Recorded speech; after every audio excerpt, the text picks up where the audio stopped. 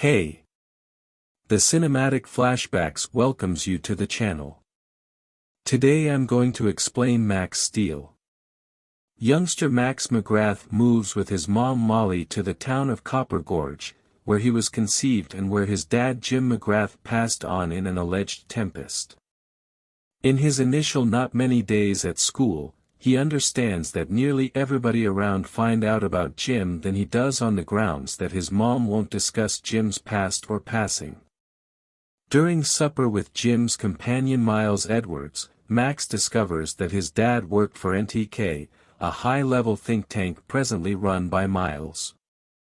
Simultaneously subsequent to showing up, Max finds he produces a one-of-a-kind type of tachyonic energy called super, which is sufficiently strong to overburden any electrical thing, yet he has zero power over when he transmits it. In the wake of detecting an approaching overburden during a date with cohort Sophia, Max experiences an amnesiac outsider animal named Steel, who cooperatively bonds with Max to retain the energy. Ending up pursued by strange men, Max takes Steel to his secondary school to stow away and winds up opening up sincerely without precedent for his life. Max figures out how to control and bridle his powers, incorporating connecting with Steel to shape a suit of protection.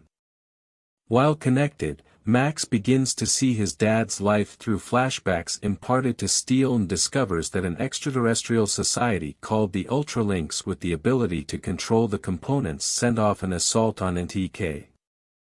Looking for replies, Max goes there to visit Miles, who makes sense of that Jim was dealing with making a generator fit for making a limitless wellspring of force, and proposes that Jim kicked the bucket in a mishap brought about by not following well-being systems. Feeling another energy spike, Max tracks down Comfort, however is before long trapped in a strong tempest, which he understands is a Ultralink. Cooperating, Max and Steel rout the Ultralink and, to their shock, find it appears to be indistinguishable from Steel. Another flashback implies that Steel was answerable for Jim's passing, making Max attack Steel and leave. Max finds Molly is missing, gets Sophia's vehicle, and calls Miles, who uncovers he knows about the Ultralinks and that Molly was captured as a snare for Max at the old NTK office where Jim kicked the bucket.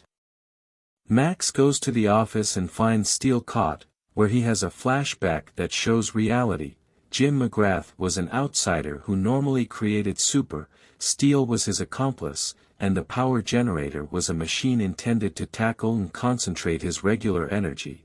Nonetheless, Miles became dependent on injecting the super for the power it gave him, and aligned with the Ultralinks to ingest Jim's energy for himself. Jim overburdened the center to stop Miles and, with his last words, advised Steel to find and safeguard Max no matter what. Miles ensnares Max, having made a suit of reinforcement that channels super, looking to collect the energy for himself.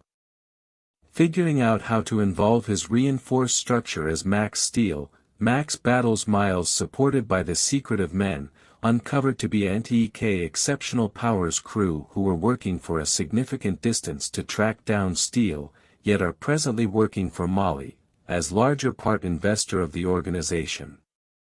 Cooperating, Max and Steel produce such an excess of energy that Miles can't retain it, overburdening him in an enormous blast. Molly uncovers that after Jim's passing, she dreaded the Ultralinks would come after Max, so she continually moved until Miles recommended they move back to Copper Ravine on the off chance that Maximum began to radiate super. Max apologizes to Sophia for his way of behaving and makes a date for that evening, then goes for a trip in the protective layer with Steel's help. Thanks for watching. Consider subscribing.